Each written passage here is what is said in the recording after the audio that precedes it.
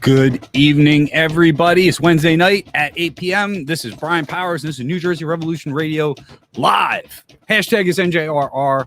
You can find us on the web at njrevolutionradio.com, and we stream out on YouTube, and we stream out on Twitter, and we stream out on Facebook, as well as all the podcast platforms. So thanks to you that are listening to us on Spotify and Google Play and everywhere else in the world.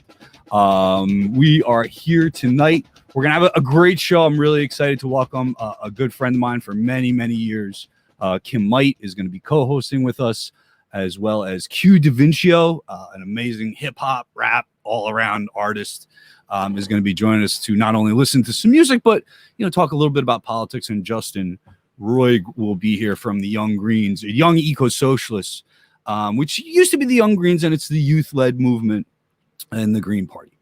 So as some of you may know, my partner in building New Jersey Revolution Radio, Heather Warburton, is no longer with us, or on her way to no longer being with us as we part ways business-wise.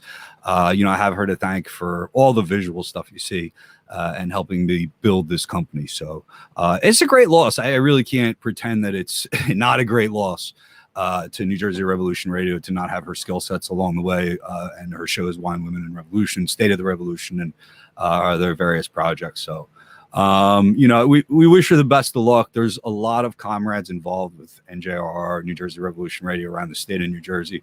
Our supporters, our sponsors, our donors, activists that come on here every week for like 2 years. I mean, we've literally, I've never kept count, but I know it's hundreds of people that have contributed to this network. But only a couple of them have stepped up to be worker owners here at New Jersey Revolution Radio. So, we wish her the best of luck. It does mean things are going to have to change, though, in a very real way, both, for myself personally and for the network. You can't just replace somebody like that. So, I do need people that have given and contributed to NJR to step it up. I need more personnel, and I need more people on staff to take the place of all the hard work. And I need to be able to, do more with less right now. So it does mean I need my contributors and my donors to step up. If you can make a donation, you can go to the website right now, www.njrevolutionradio.com/donate. And that link is on the bottom of your screen if you're watching the live stream. But it really does help at this time, as we're going to have to retool a little bit. We're going to have to retool. It's new, so I'm not really sure how we're going to retool, but I am taking this on as with everything else in life, as a challenge that I have to meet and accept and keep struggling on, because the bottom line is, I think after a couple of years and just looking at what we've built, I'm just really humbled and happy and thankful for everybody. I mean, we're nearing 2,000 Facebook likes. And when you look at some of the other activists and political organizations around the state, it's pretty impressive. And I know a lot of those organizations, because I know the history of them. I've been around. They bought those likes back in the day, and I think our numbers and the people that are paying attention to our network keep growing. So, we're going to keep that momentum going here, even though things are going to look a little different going forward. Like I said, the more you chip in and the more everybody supports us, either through donating or sharing or, just kind of passing the word around about, having a grassroots activist media network here in New Jersey, it's appreciated. All right. So let me bring in, with that all being said, let's continue moving on. And we're going to bring in my co-host, Kim Might. You recognize her from Green Party fame, of course, and she's been my co-host here before, been a guest many times. Hi, Kim. How are you? Hi. Good. I'm good. How about you? Tired, working on the house. Putting on a new roof. It sucks. It does. It does. But we're working people. It's nice to get out of the house, and we actually had some really nice weather. It did rain today up here in Woodbridge. I don't know what the weather was like down by you, but yeah, we had a little bit of rain today too. Yeah, it came through the south too, but it hasn't been real blazing hot, so it's not been too bad to be up on a roof working, getting some stuff done.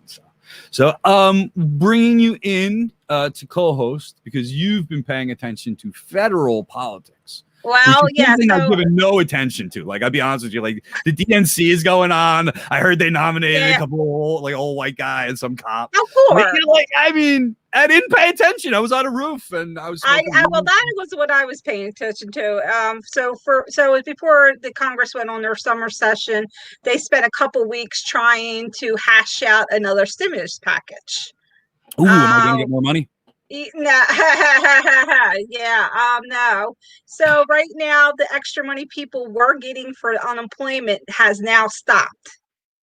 So and someone who has been furloughed, I know that extra money helps because most unemployment only pays in New Jersey, I think it's like 70% It's of all I what your got. salary is. And It's that, all I got. and then people got to realize they think, oh, well, that's 600. Not, I mean, you need that extra money to live. And first of all, when you're without a job, to pay your health insurance. So I've there's a never lot had of things. my benefits expired last year. I haven't had like I've had jobs and stuff, but never enough to earn unemployment. It's been on and off contractor work and stuff like that. I didn't get nothing. Like I wasn't eligible for the unemployment, so all I got was $1,200. Yeah. Yeah. So, and that's another thing, so they're playing politics with Americans, and it's not right. If we were big corporations, that money would have went out right away. There would be no problems whatsoever. Yeah, the 1,200 that people had gotten back in, I think was April, is, people have went through that money already, people, and they said the economy was booming at the time, which I don't know if it was, but one of the things I read was now food sales have been down the last 2 weeks. Could that be because people don't have money to buy food? Worried about that. People are going to start going hungry. We know evictions are starting to happen, even though there was supposed to be some states where there's, protection against people being evicted. But we know that's not going to happen. It's just a sad thing, it just gets you very, I don't know, it gets me pissed off that, the two-party system does not care about any of us, you know. The problem is there's no options. I mean, there's really no other options. Like we don't have viable independent third party candidates that are even polling at 1%. I don't know, the Libertarian candidate, the Green Party candidates, below 1%. I don't know if the Libertarian candidate was over 1%, but we don't have viable even at local levels now. There's very few states that have any kind of independent movements. I mean, you can point to Vermont with the Vermont Independent Progressives. Maine has some independent movements. But I mean, most of the country is red or blue, and it's weird. That's weird to think that in a country of 300 million, you can only have two kinds of political beliefs. Well, they don't want to give us no media attention either for any third parties. That's another thing. But at the same time, Revolution Radio, we do. Yeah, we do. Yeah. And then even like some of the progressive candidates that do get in there that the Democrats think wind up turning on us all anyway. I mean, the first thing I thought is before they went to session, I'm like, they should not leave. I'm sorry. Before you leave for summer session, you need to hash out a deal. I don't care if you had to sleep there that night. Hash out a deal. This is Americans' lives. I But mean, they're not connected to that. I mean, you're talking about no, the bourgeoisie. Exactly. I mean, It does. I mean, people are just, we're going to be struggling. We're going to see, food line where we saw food lines even before all this was happening, and people are not going to be able to, survive. You're going to, it's a shame. We're going to have so much homeless. And then, another thing is why people need this extra money too, is like when if you have to work and you have your kids, that 1,200 and that extra 500 for each kid can really help out a lot, because people might need babysitters to watch their kids when their kids are not able to go back to school. Unfortunately, none of these live regular American life, so they don't know what's going on. And then, of course, yeah, go ahead. No, I mean, we talked about in schools a lot of the conversations because we've had a lot of school programs on the and childcare programs and a lot of things about, what to do with kids, basically. And it's much the same everywhere, that it depends on your economic conditions, how much of a chance you have of getting thrown back into unsafe conditions. I mean, low wage workers are, how much shit have you heard about? Oh, we got to get restaurants open, and nobody's paying attention to the fact you're basically forcing low wage workers back to work. Exactly. And I'm hearing, as we're coming up on a second wave, the political lines from both sides are encouraging people to get back to work. Why? Why are we encouraging people to go back to work? It doesn't make any sense. Why not beat the virus? You're supposed to beat the virus. Other countries, went back into quarantine when they saw a second wave coming. We went out to the beach and licked each other. Well, the problem was, I mean, when things were getting bad here in New Jersey and New York and everything like that, the rest of the country should have followed suit. If we could, as a whole, in a cold country, could quarantine for at least 2 months, I think we wouldn't have the cases we do now, because we see other countries are not like we are. Most of them, they went through a tough period of time for a couple months, but no. Instead, up in the Northeast, we were quarantined when people were having Mardi Gras and summer break. What the fuck are you doing? All right. Do you like hip hop music? Is this hip hop music, right, Q? Right? Let's bring him in the studio here. Hey, what's up? Is this classified hip hop, brother? Is that what this is? That's hip hop, man. It's just good music, whatever you want to call it. That's what it You is. have to let us old people know. We don't know. This could be the whitest interview I've ever given you. That's hilarious. I don't know new music at all. Nah? I don't know. I know old Public Enemy, NWA. I've been listening to a lot of Dr. Dre and Ice Cube lately. I don't know anything new. This is beautiful, though, man. I really love this thing. I like the stuff with the hard edge. That kind of. It sounds like somebody's punching you in the stomach every time they hit that bass, man. Now, if you want the new music, man, just go to my 4NRE app or Twitter, and I show all the new music, man. Everybody, this is Q DaVincio, and if you're listening on the podcast, it's spelled Q-U with the little 2 dots over it, E. DAVINCI, capital Y, capital O. Let me ask you first, man, about where'd your name come from? Well, first of all, my full name is Quentin, and everybody used to just call me Q for short, so that's Q. DaVincio, I just got DaVincio by just talking, and I just play with the words and just add the yo to the original Leonardo da Vinci, and I just put the yo behind it and took out the Leonardo and put DaVincio. It's really like DaVincio, like soccer or something. You gotta extend the yo. So how did you wind up as an artist, man? I'm sorry, say that again. How did you wind up as an artist? Where tell us about a little bit about your roots. I always been an artist, man, since young. I knew it at the time, but it just came in fruition till now.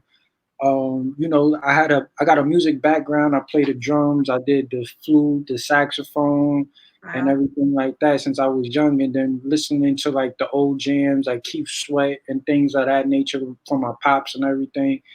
And my brother showing me music all the time from like I didn't know Redman, Method Man, when they was up and coming. I mean, when they was full blown who they were, I was getting abreast to the hip hop as a young person. So when Tupac died, I was 2, but I knew the impact he had already.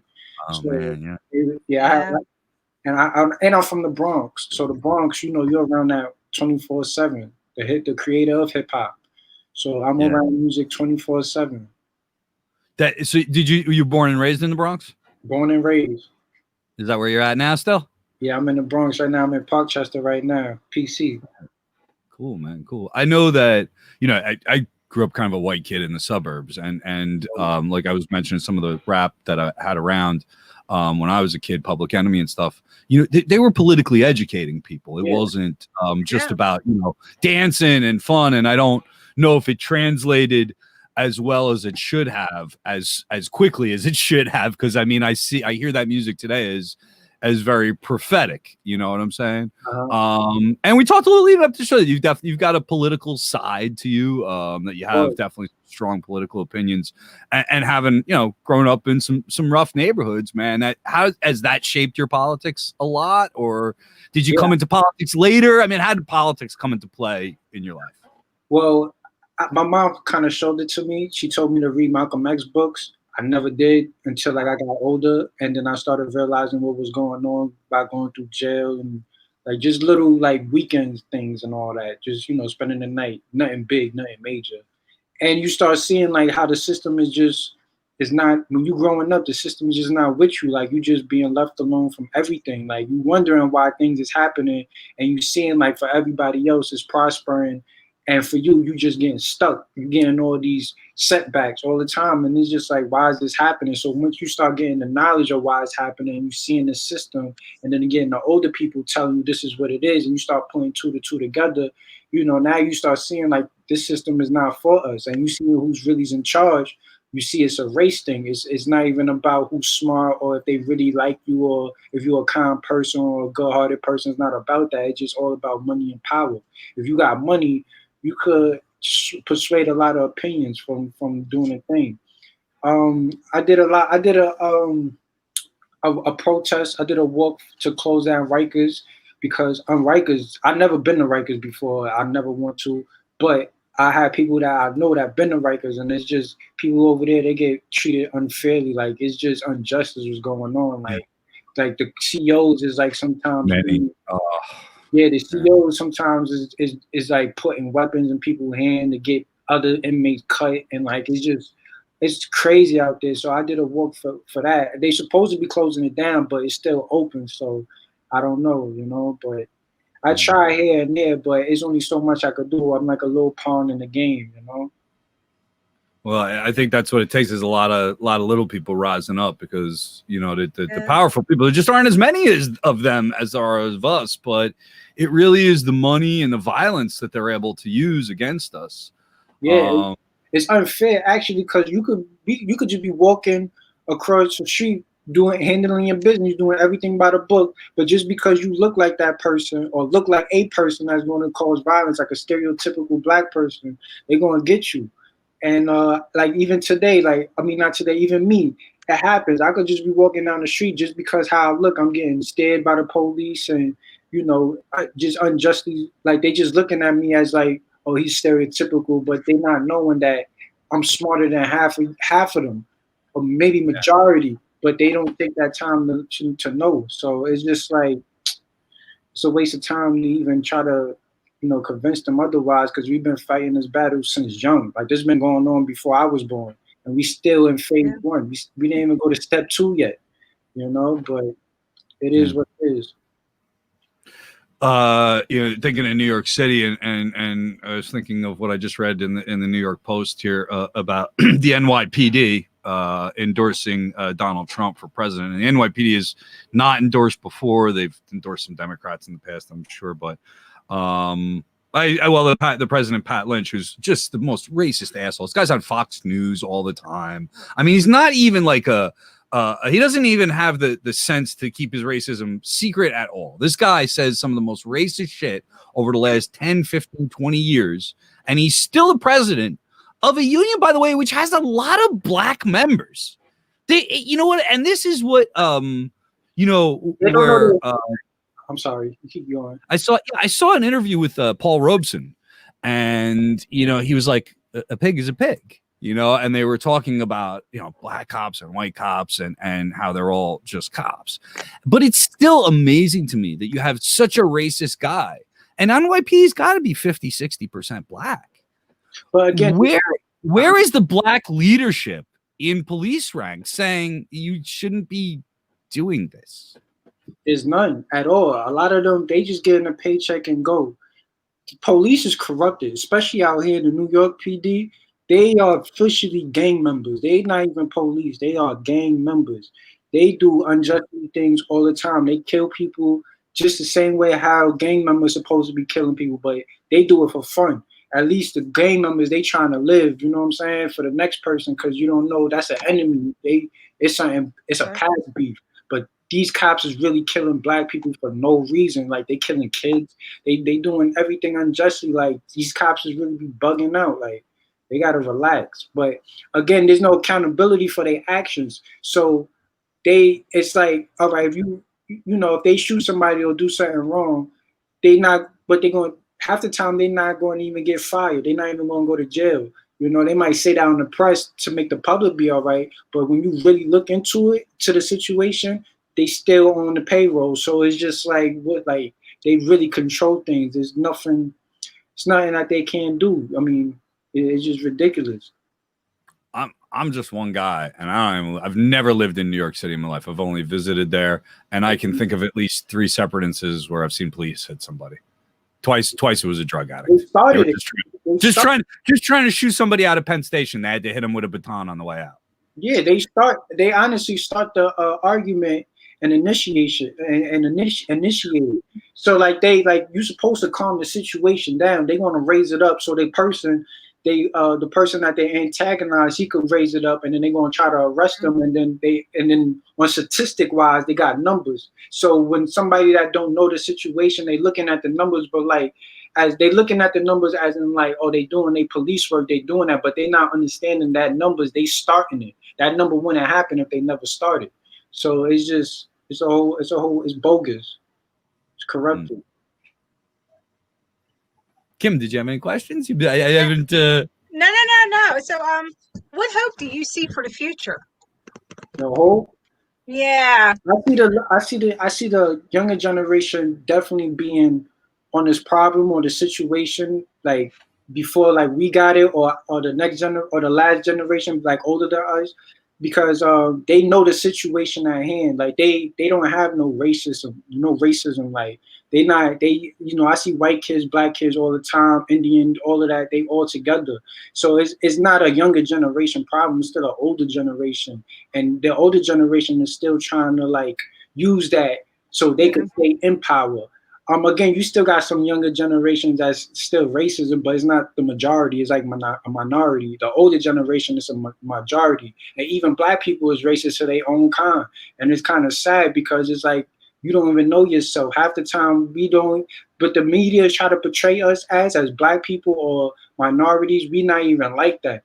It's just that, we got microscope and they look at us as in oh, this is how they are, and their environment is dirty, but that's not really cool.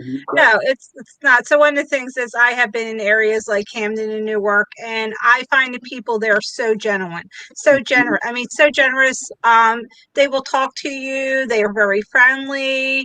And people, I think, need to know that. I mean, I think, it's a whole different atmosphere. I could go to suburb areas and it's people are stuffy and, don't want or not friendly. But I find people in areas in that type of areas like that, the best type of people ever. And we need to put that out there.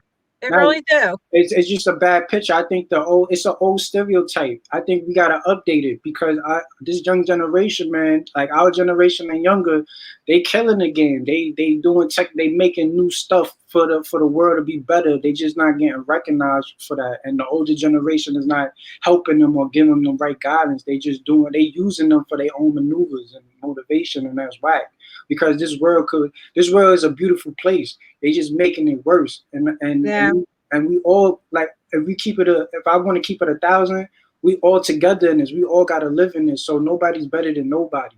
So we just gotta exactly. We all just gotta be together. And if one of us messed up, then we just gotta pick them up and show them the right way. Just don't chastise them and show them oh, you're a bad person. Sometimes he really made a mistake, and you gotta help him out. And commend the people that make great things and achievements. Don't hate on him because he's doing good. One thing I really like seeing is when people have success. And I have been on YouTube. I got 121 followers. I'm really excited if I get a couple dozen people that watch our videos here. Maybe 100 is great. I think we've had a couple that hit 2,000 or 3,000, which is really cool. But you got a video here that's hit 11.1K. That's pretty cool, man. That's a lot of people that seen your video, man. The song is called "I Do This." That's right. Yeah. First off, I mean, Was this something that you really promoted and pushed to get these numbers, or just kind of take off, or is this something that you've been featuring? No, I definitely promoted it. I showed everybody that I know in the music circle to put it out there and put me on. I've been on the radio. Here I Come song that I did, the first song on the mixtape, my first mixtape I put out publicly, and I got great reviews. So, you know, I just love the music, man. Like I do the music for fun, man. I really love it, man. I'm waiting. Like if this COVID wasn't happening, I'd already have been in UK promote. I'd have been an opener for a big headline. You know, I don't know what the headline was, but I would have been in the opening, and I already got the deal. It's just that this COVID is really messing everything up. Just as soon as I was about to blow, that's when the COVID happened. But for the meantime and between time, you know, I still got new music on the way, and I'm ready to take over the world. I know my music bumping, you know. I just got man. Yeah, this is a really cool. Now this song is a little happier than the other one. This one's a little more. You want to go to have a glass of champagne with this one. So I really like this one. It's called "I Do This." And Gary there on the chat, stay tuned because right after we listen to this music, we're gonna do a commercial break real quick, and they're gonna come back with Justin Roig from the Green Party. A young Green is gonna talk to us a little bit about one of those alternatives to the Republicans and Democrats. So here, let's listen to the song though first. I Do This. This is a cool tune too. I like it. Ow. All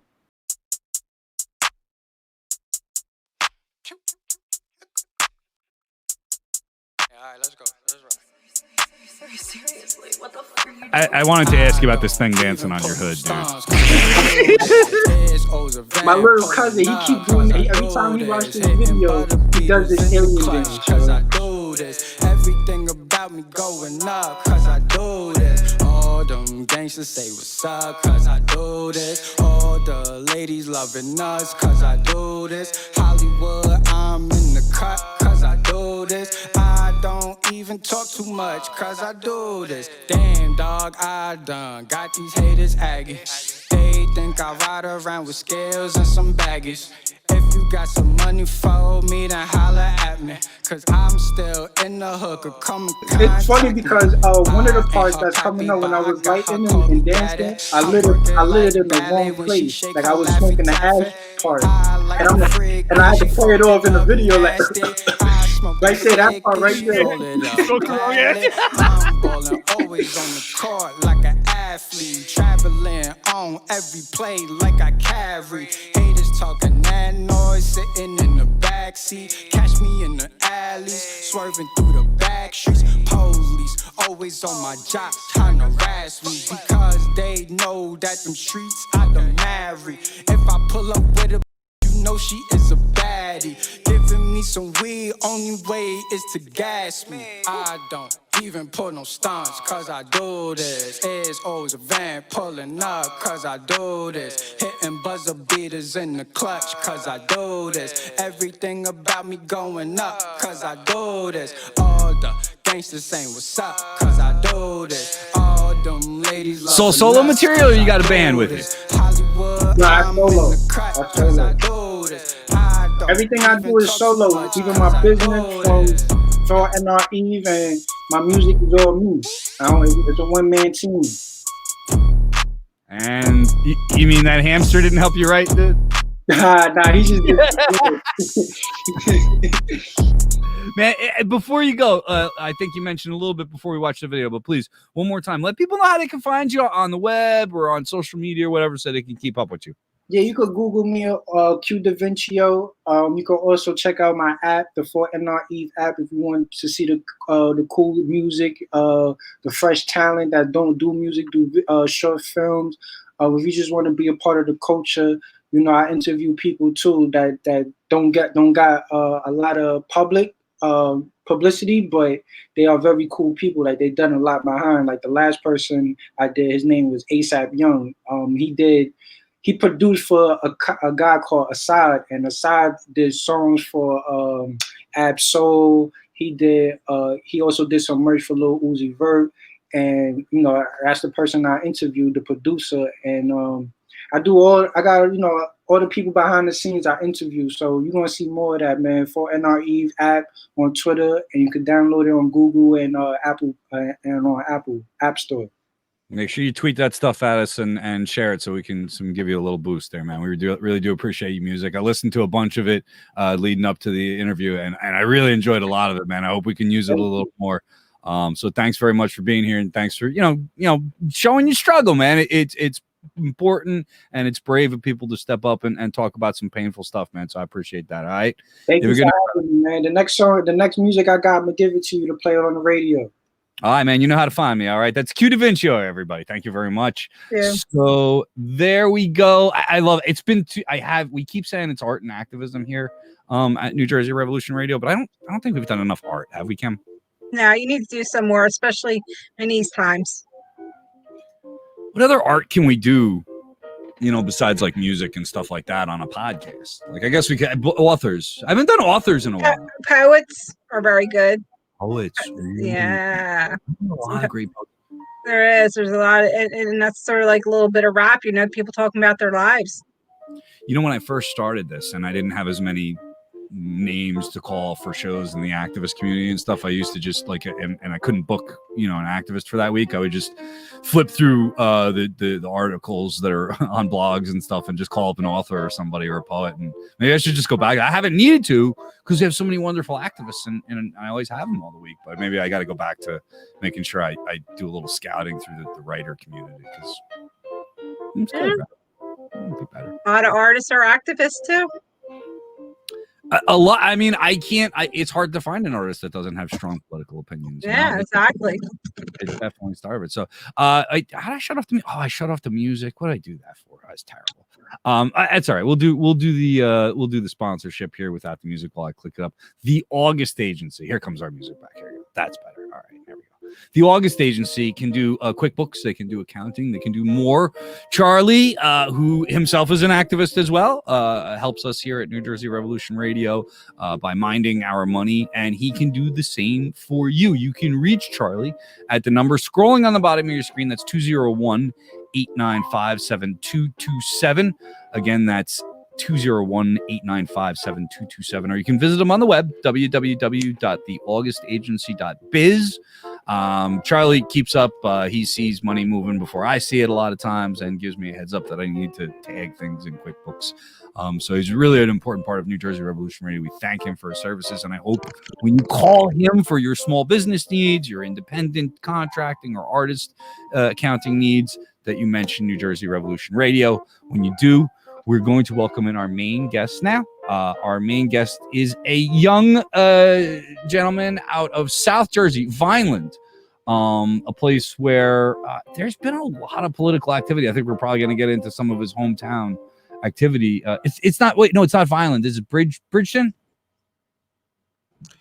It was actually about a few months ago, to be honest. It was about the town that you were from. I'm from Vineland. Vineland, that's right. Okay, Vineland, New Jersey. That's what I thought. Okay, I looked at my notes real quick, and then I saw Bridge. I thought, oh, I said the wrong town. I do that a lot. Justin Roig, right, is a young green or a young eco-socialist. Welcome to the program, Justin. How are you? Thank you very much, Brian. I'm doing pretty all right. It rained here, too, today, by the way. So other than that, nothing really happened. I think it topped out here in Woodbridge. I think it hit me and below. I just barely got the top of it. That's cool. So, Justin, how old are you? How old is he? 16 years old. 16, and you're starting your junior or senior year in high school? Junior year in high school. Cool, man. How'd you find out about the Young Greens or the Young Eco-Socialists? Well, about a week or two before schools in New Jersey were closed for the pandemic, this is about mid-February, I saw a post from Bob Menendez when he met with Juan Guaido, who is someone I have many problems with. Oh, yeah. First off, being an illegitimate president, but that's another story for another day. And I noticed someone who had become a very close friend of mine, Matthew Sklar, calling him out for this. And I was like, finally, someone gets it. And I ended up following him, and I saw that he reposted I saw he was a member of the Green Party in New Jersey. Then Madeline Hoffman followed me, who's running for Senate. And then I saw that the Yes Caucus, when it was first being founded, was reposted on both their pages, and then I just followed the account, and Matthew reached out to me asking me if I would like to join the caucus. The caucus had about 10, 12 people by the time that I had joined. It was still in its infancy. It was only around for about a week or two. And that's how I ended up joining the caucus. And then about a few weeks in, by April 7th, we were after the month of March, we gained some more members, and we were recognized by the state party April 7th. And we were then we held our elections following this, after our bylaws were passed. And that's how I got involved in the caucus. And then I ended up getting the position of secretary, since no one ran for the position after the elections were completed. And I also, this is just about me, I'm also a delegate for the GPNJ, as well as Kim. Yes. Cool to see a fellow party member, man. Social media. How important has social media been? I mean, you basically, the story you told. Critical. Do you have? Is that where everybody meets, basically? Pretty much, yes. I mean, that's how I was able to find out about really what the Green Party was and stood for, and about the Yes Caucus. Because I really just found out about it by, following Matthew. And then that's how a lot of our members have found it, though. If it wasn't from people they already knew in the caucus, it was by seeing the Instagram page. Mostly it's Instagram nowadays, because that's what a lot of younger people use, as opposed to Facebook or Twitter.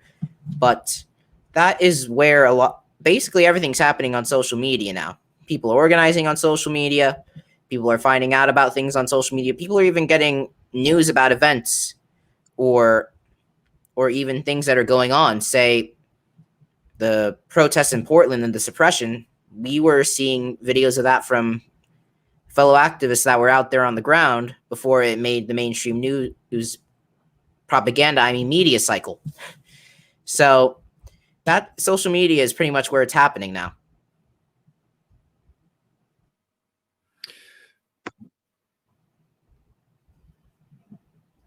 Kim? Yeah.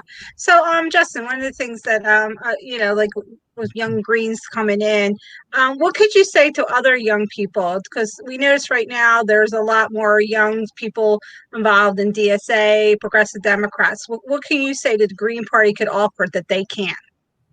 Well, here's my 2 cents on that, because really, this is why I'm personally a Green, because the Greens have been on the forefront of many of the social issues I care about since the party's inception. And as many young people try to get involved in groups such as DSA or Progressive Democrats, I can't really speak on DSA, but I can speak on Progressive Democrats. You're not going to change the Democratic Party. The Green candidate for President Howie Hawkins said this a multitude of times. You cannot change the Democratic Party. The Democratic Party will change you. And this is true. I mean, what's happening with, even members of the squad who are people that I respect, but even we've seen them take some neoliberal turns here and there because of the Democratic Party. And I would also like to point out that the Democratic Party will never be for the social change that people of my generation want. They'll never be for Medicare for all, defunding the police, what have you. That's not in their interests. It's a centrist corporatist party. The only difference between the Democratic Party and the Republican Party is that while the Republican Party is honest about hating the poor, the Democratic Party will pretend to love the poor, and say soothing words to them while stabbing them in the back. I mean, just look what happened with this stimulus bill. Yes. 1,200. What we were supposed to get $1,200 or $600 for. Let's see, how long has it been since the last one? February, April. March, April. It's been April since the last one, and that was supposed to, make people survive. We have thousands of people in this country that lost their jobs overnight, that had to go and, quote unquote accept welfare, accept help, or accept whatever for the first time in their lives. Something many of these people probably look down on people who used to do this before. You had a bunch of people that no longer have any income, and $1,200 is supposed to suffice this, and for the poorest American, $600. There is no choice in regards to political parties in this country. And to bring the question back to young people, the Democratic Party does not want us. We are not welcome. They may want us around so they can say, look at these young people we have. Isn't that great? Isn't that great? You will be silenced. I can promise you. They will silence you. Only a few months ago, nay, a year ago, they were saying Black Lives Matter were being investigated as a terrorist organization. And I remember as well as other Black Power groups. A year ago, it was on a terrorist watch. Yes. And when I was about, say, 7th grade, when Black Lives Matter was in its infancy, with Ferguson, Missouri, and what have you, I remember all the people around me saying that were Democrats, whether they were just normal people I knew and Democratic politicians. Oh, don't all lives matter? Oh, they're going about it the wrong way, yada, yada, yada. Only a few years ago, all these people were telling me I black the blue, thin blue line, blue lives matter, all lives matter. And now every Democratic and even some Republican politicians are showing up at, Black Lives Matter protests. Even in my local area in Vineland, there were 3 protests. The last one, which I knew it was going to be the last one because local government and the local police department decided to get itself involved, had basically, they put some performance on with the police taking a knee. I mean, considering what happened to George Floyd, I feel like that was extremely inappropriate, but whatever. Our Republican mayor and our, Republican Democrat city council all cried tears of boo-hoo and whatnot. They promised that they would open some sort of dialogue between the police and the local populace. I haven't seen anything on that. And I have no faith in the local government whatsoever. And I also saw this in other towns that are nearby. Millville, New Jersey, Richmond, New Jersey. The same problem is happening. What happened with a lot of these protests is, unfortunately, once they made mainstream, a lot of them were silenced. And not all of them in the typical way you would think. Not all of them were silenced in the sense of, we're going to dispatch troops and beat you all. I mean, they did that too, but that's not the only way they pacified it. Another way, I know the whole taking a knee thing for protesters, that started as a tactic that the LAPD used in order to try and break up protests. And what do you know? It worked. And it started working across the country. Soon as they started doing this across the country, everyone started acting like, oh, it's okay. We can stop protesting now. We can stop demanding defunding the police. We can stop demanding social programs that would prevent the quote-unquote crime everyone's complaining about. The people talk about black and black crime whenever we mention police brutality. Well, you want to stop crime happening in urban areas? You need social programs. You need things for the kids to do after school. You need food. You're less likely to rob the corner store if you have something to eat in the pantry. A lot of people don't. Even I live in an area where there's low food security. You're less likely to tear crap up, pardon my French, if you have these We're talking about cities with jobs have been taken away by both major parties. The food security is nil because they're living in food deserts. Yeah.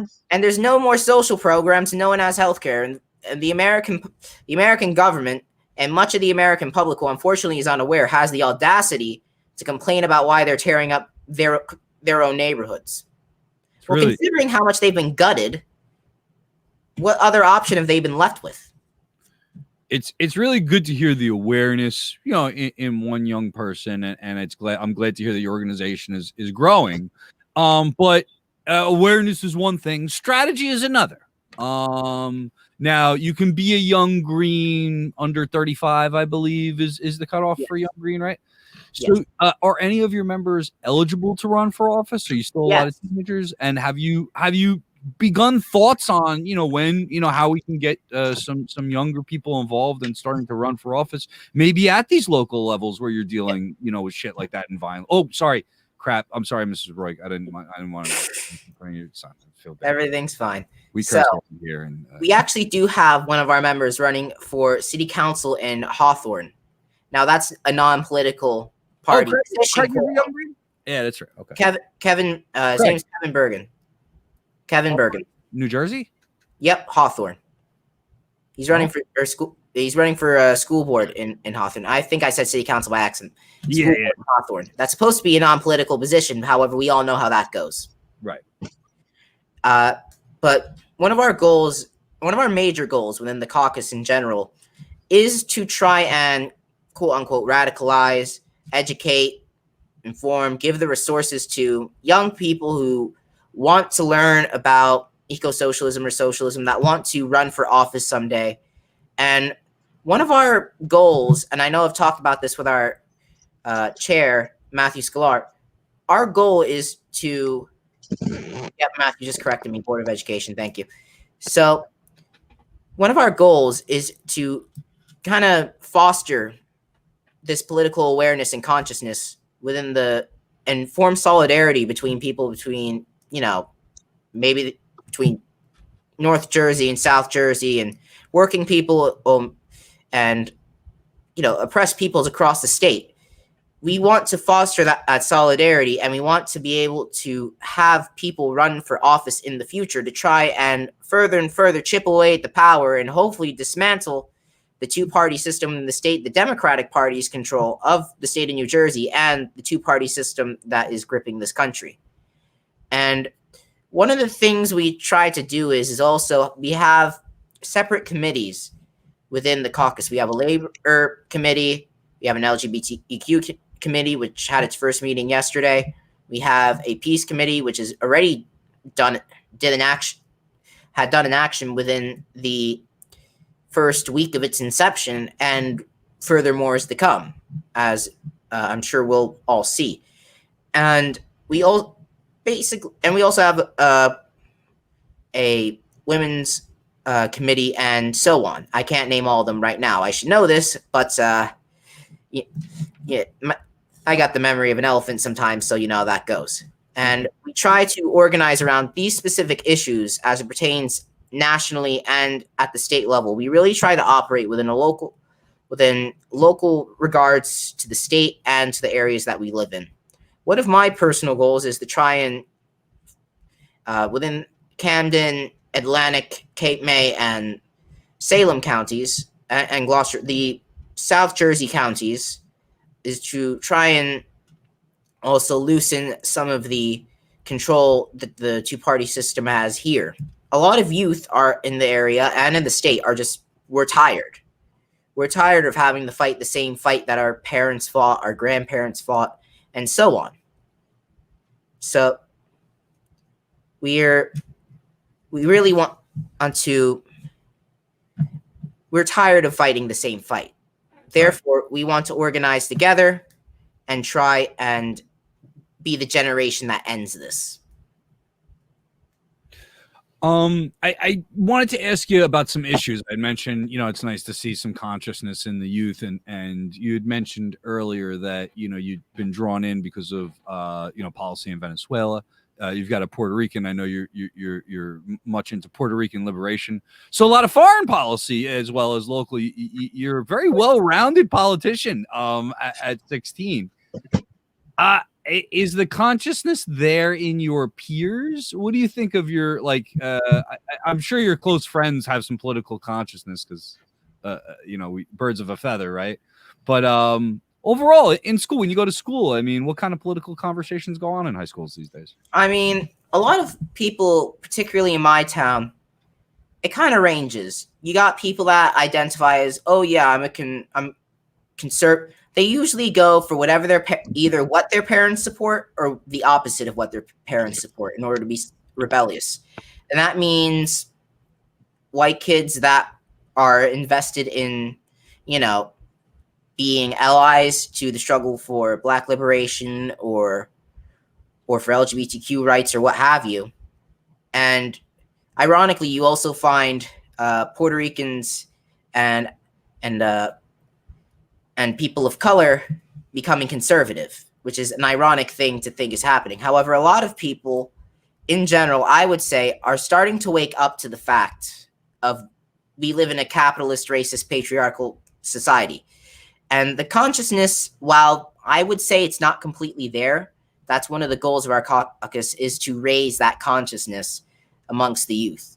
Particularly in South Jersey, South Jersey is a more conservative part of the state. You're going to find a lot of people with wide-ranging views, as opposed to North Jersey, where it's mostly Democratic, with a few exceptions, be it Ocean County or some shore towns or what have you. Down here, it's either like blue or red. That's how it's usually been seen. So you're either Republican or Democrat down here. That's how it's been viewed for a long time. And with the introduction of, third parties, particularly the Green Party, people have seen, well, there's a way we don't have to go with that anymore. Our generation can be, we don't have to go with the two-party system anymore. The two-party system's been failing us for a long time. And you find that a lot of people are also say with the Sanders campaign, that was an influential thing in 2016 and 2020. It influenced me heavily. It's where I started with volunteering. I volunteered for his campaign. That's what had drawn in a lot of people my age from the area. And that even now continues to interest more and more people into political activism. And then they learn about Jill Stein, and then they learn about the Green Party, and they learn about the Hawkins campaign or what have you. And then they hear about Madeline Hoffman, and then they're like, oh, that's interesting. And so I am seeing now that there's a lot of interest in third parties starting to be festered because of that. Also with the nomination of Kamala Harris and months ago, and now that it's official, Joe Biden is the Democratic Party nominee, a lot of people are either going into two camps. Yeah. Ugh. They really did that. I know. At the time of calling for defunding the police, they picked Kamala Harris, who's a whole other mess. But because of this, people are either going into two camps. Oh, we're going to stick by them, or, and this is my preferred camp, we're done with this. Yeah. We're tired, and we're going to do our own thing now. And that's what I really hope is the final straw that broke the camel's back in regards to youth. Kim. Yes. Any questions before we go? Any more questions? We're getting no. I think Justin, we drove up to Seaside Heights to get Madeline's signatures. We talked a lot. He's a great activist. I think he's got a bright future ahead of him. Yeah. Someday I see him running for office. We did. We talked on the phone for about an hour the other day. It was really an enlightening conversation. And I could tell you, you talk about, learning from older activists. I've learned a lot from every generation of activists. I've learned something, I think, from every activist I've met. But I think I've learned more from people younger than me because of and in particular in ways to communicate. We talked about social media a little bit here, but honestly, the way they use technology, the way they communicate is different than the generations before or my generation. And thank God, early on when I was involved with 15 now, that I started that with some college students, and they were like, this is how you chat on PM, and this is how you use a meme to communicate. It was not, it wasn't something I would have ever known, and I would be honestly completely lost as an activist if it had not been for hanging out with some younger activists who taught me how to communicate via social media. So, kudos to that generation, and I'm glad to hear it's still going strong and growing. Justin, before we go, I want to make sure I give you a chance if you have any last things that you'd like to mention, or let us know how we can get in touch with you or the Young Greens. Please get us your last thoughts. Okay, so if anyone watching this wants to join the caucus, they can reach out to the let me pull it up. Young Ecosocialists. We have a group on we have a page on Instagram, Facebook, and Twitter. So you can find us at I'll pull it up real quick now. Yes, young.ecosocialist.New Jersey, and you can find us on Instagram. Reach out to us there, or on Twitter, or on Facebook if you wish to join the caucus. If you want to find me, I'm at Justin Roig on Instagram, and power to the people. All right. Kim, any events coming up? Nothing that I know of so far. Everything's been a little bit quiet, but So hopefully soon.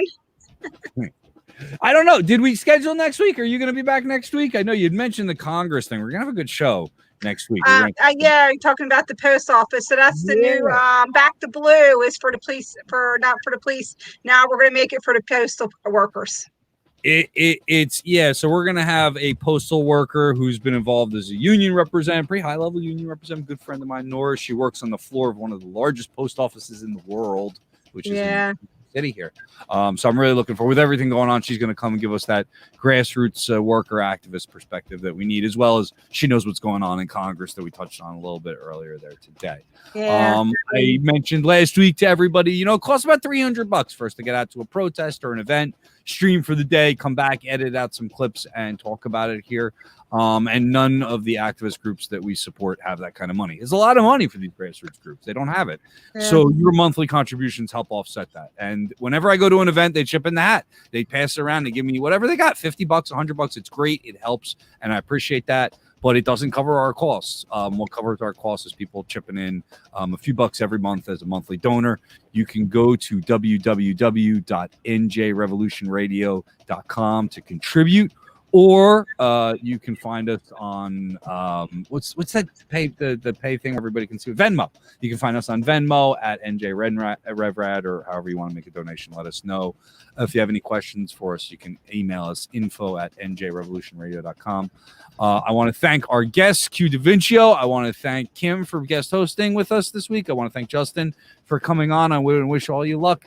Until next week at 8 o'clock, we will be streaming live again on YouTube, on Twitter, and on Facebook. This is Brian Powers, and I want to remind everybody that the police can quit their jobs. Good night, everybody. Yes, they can. Good night.